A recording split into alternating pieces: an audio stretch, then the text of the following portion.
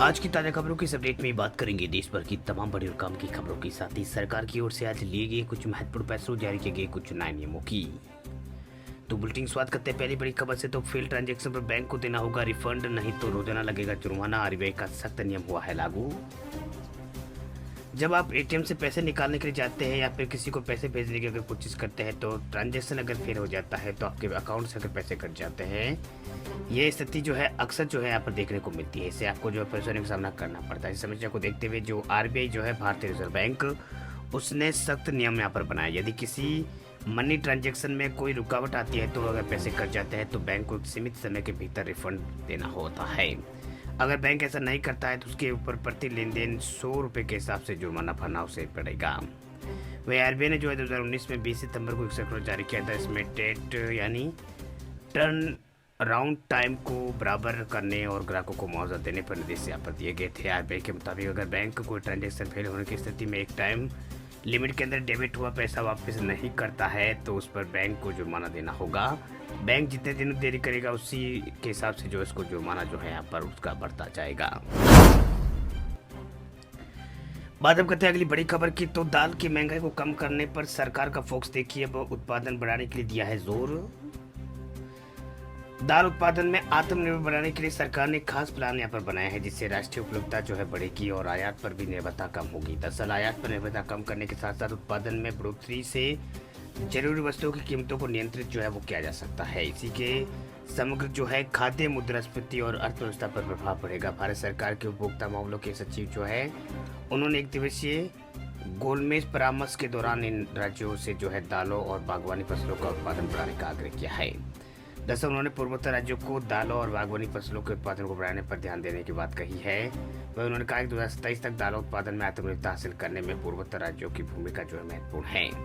उन्होंने बताया कि रेल रोक द्वारा जो है 840 मीट्रिक टन प्याज खेप जो है 5 नवंबर को गुवाहाटी के जो चिंगसारी रेलवे स्टेशन जो है पहुंची है। और एनसीसीएफ द्वारा जो है असम, त्रिपुरा और त्रिपुरा अन्य पूर्वोत्तर राज्यों में जो है सभी जिलों में प्याज वितरित किया जा रहा है। इससे पूर्वोत्तर राज्यों में प्याज की व्यापक उपलब्धता सुनिश्चित होगी और कीमतों में गिरावट जो है वो आएगी।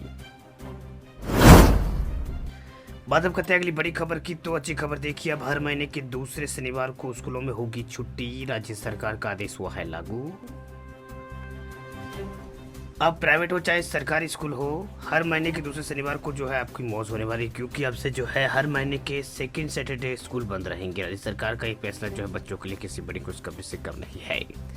दरअसल हरियाणा सरकार ने जो है इस संबंध में आदेश भी जारी कर दिया। इसके मुताबिक हरियाणा के सरकारी और निजी स्कूलों में महीने के दूसरे शनिवार को छुट्टी रहेगी। शिक्षा विभाग के आदेश में स्पष्ट कहा गया है कि जो है राज्य के सभी सरकारी स्कूलों में जो है इस नियम को जो है लागू किया जा रहा है।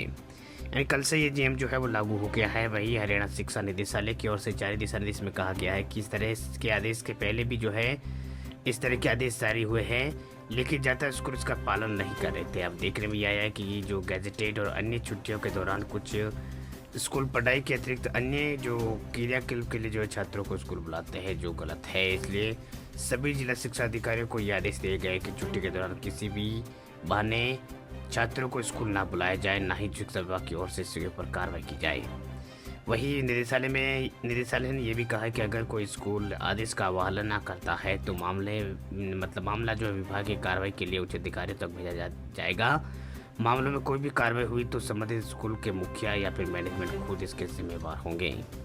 वही हरियाणा के जो पेरेंट्स एसोसिएशन ने उसने स्कूलों में दूसरे शिफ्ट में टाइमिंग बदलने का अनुरोध भी यहाँ पर किया। उनका कहना है कि अधिकतर सरकारी स्कूल बच्चों की शाम 6 बजे लगभग छुट्टी होती है, जिससे छात्रों को घर लौटते समय अंधेरा हो जाता है।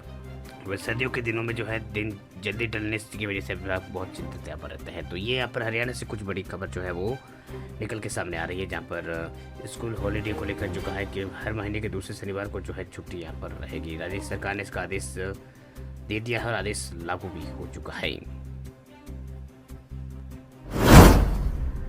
बात अब करते हैं अगली बड़ी खबर की। तो अब हेल्थ इंश्योरेंस भी बेचेगी एलआईसी, चेयरमैन ने बताया कंपनी का पूरा प्लान। एलआईसी जो है लाइफ इंश्योरेंस कॉर्पोरेशन लिमिटेड जो है भारतीय जीवन बीमा निगम जो है अब हेल्थ इंश्योरेंस क्षेत्र में अपना कदम उठाने की तैयारी में है, यानी कदम रखने की तैयारी में। दरअसल कंपनी के चेयरपर्सन सिद्धार्थ मोहती ने बताया कि एलआईसी मौजूदा वित्त वर्ष के अंत तक एक हेल्थ इंश्योरेंस कंपनी में हिस्सेदारी खरीदने की प्रक्रिया को पूरी कर सकती है।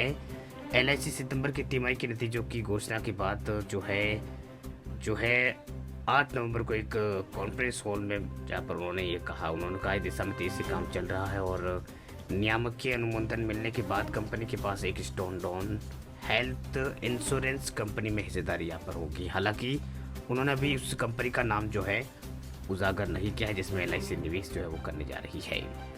इससे पहले जून तिमाही के नतीजों को जारी करते हुए जो एलआईसी की जो है एमडी जो है उन्होंने यहाँ पर कहा था कि सरकार के स्वामित्व वाली ये कंपनी जो है वित्त वर्ष 2025 में हेल्थ इंश्योरेंस क्षेत्र में अधिग्रहण कर सकती है। इसके साथ ही 1 अक्टूबर को लागू हुए सरेंडर वैल्यू के नए नियमों पर टिप्पणी करते हुए उन्होंने कहा कि एलआईसी अपने बीमा उत्पादों को नए नियमों के अनुसार फिर से डिज़ाइन जो है उन्होंने किया है और पूरी तरह से जो है नियमों का पालन भी जो है एलआईसी कर रही है।